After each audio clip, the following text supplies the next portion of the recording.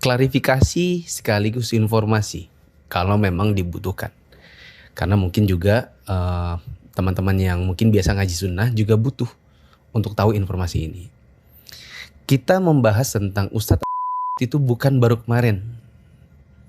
Jadi kalaupun dibilang, oh ini kan videonya sudah lama, kemudian kok baru sekarang viralnya? Enggak, kita itu sudah meneliti tentang Ustadz ketika di awal-awal beliau seperti seorang salafi, punya kajian bahwa kita juga bermakna salaf. Jadi banyak yang dalam tanda kutip kena blur dengan retorika beliau dengan berbagai materi di awal-awal.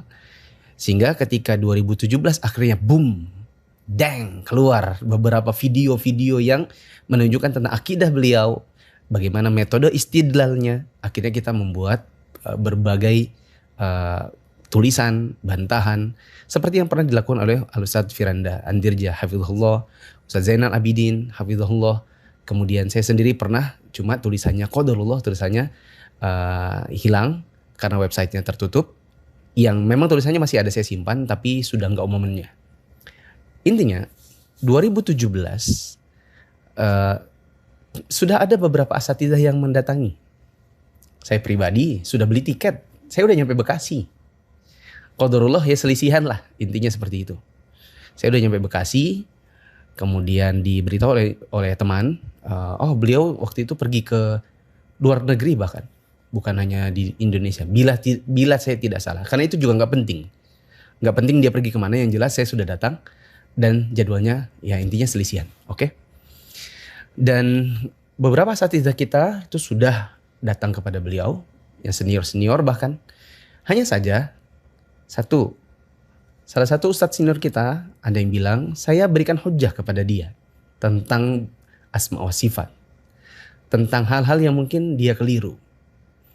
Tapi meskipun kita sudah datangi dan nasihati, rupanya setelah itu tidak ada perubahan. 2, beliau ini kadang playing a role as a victim. Dia main peran seolah-olah dia ini jadi korbannya. Kan dia sering bilang juga, saya ini kan seperti orang yang sedang jalan tiba-tiba dilempar batu. Saya bilang, antum dilemparin batu soalnya antum nebar paku. Kalau antum jalan mulus, oke. Masalahnya antum membahayakan orang juga. Karena antum ini memberikan statement, fatwa, hukum yang kita anggap itu berbahaya buat kaum muslimin. Jadi bukan cuma sekedar jalan, tapi jalan menebar paku. Makanya sebagian orang lempar batu. Itu 2. Yang ketiga, saya tidak tahu menggambarkannya dengan kalimat apa, tapi begini loh. Asatidzah kita datang. Kemudian setelah pulang, yang maksudnya adalah sesuatu, nanti beliau ini menyampaikan kepada mad'unya dengan narasi yang berbeda.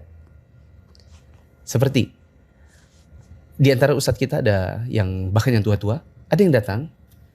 Maksudnya itu kami mau ngundang antum nanti kalau datang masyayikh daurah seperti Syekh Sulaiman Ruhaili, Syekh Ibrahim Ar-Ruhaili. Beliau ini adalah para profesor di bidang akidah di Universitas Islam Madinah. Mungkin ada hal-hal yang mungkin antum belum pahami. Nanti antum bisa pas diundang daurah, nanti antum bertanya kepada beliau. Atau kita fasilitasi antum ketemu. Soalnya antum ini Masya Allah pintar. Punya retorika yang bagus. Hanya saja mungkin ada hal-hal yang mungkin antum belum pahami di bidang akidah. Antum merasa itu di atas kebenaran, padahal tidak demikian. Nah, bagaimana kalau kita undang? Narasi yang keluar di sebagian teman-teman diajak masuk salafi. Coba deh, teman-teman bisa kok lihat di YouTube. Ada banyak narasi-narasi seperti itu. Diajak masuk salafi. Salafi itu bukan organisasi.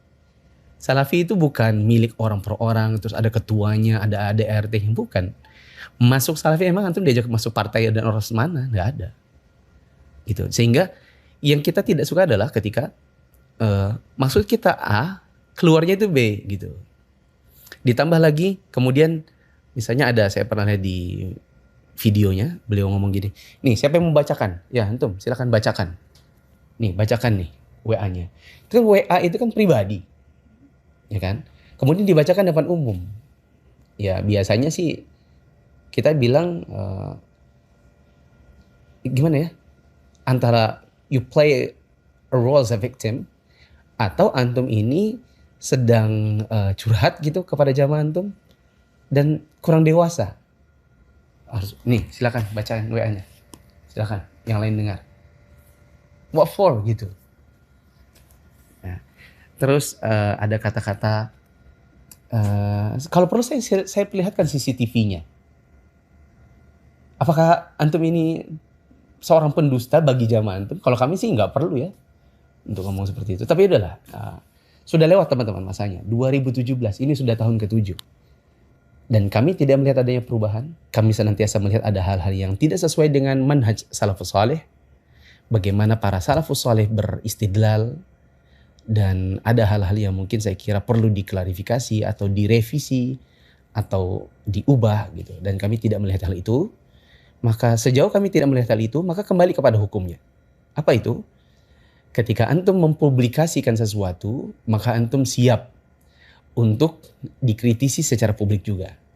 Antum berfatwa tentang sesuatu, lalu antum melemparkan ke publik kepada kaum muslimin, maka antum juga sedang bersiap-siap untuk dikritisi di hadapan kaum muslimin. Dan itu biasa, wajar. Bukankah di antara para ulama kita seperti Al-Khatib mengatakan, man sonnafa faqad ja'ala aqlahu ala tabaqin ya'riduhu 'ala nas. Siapa yang menulis, kalau di zaman sekarang siapa yang punya video, siapa yang mempublikasikan kajiannya bentuk video atau audio, itu seperti membuka kepalanya, dia letakkan otak dan akalnya di atas satu nampan, dihidangkan kepada semua manusia. Orang bisa lihat isi otaknya, isi akalnya. Kenapa? Ya karena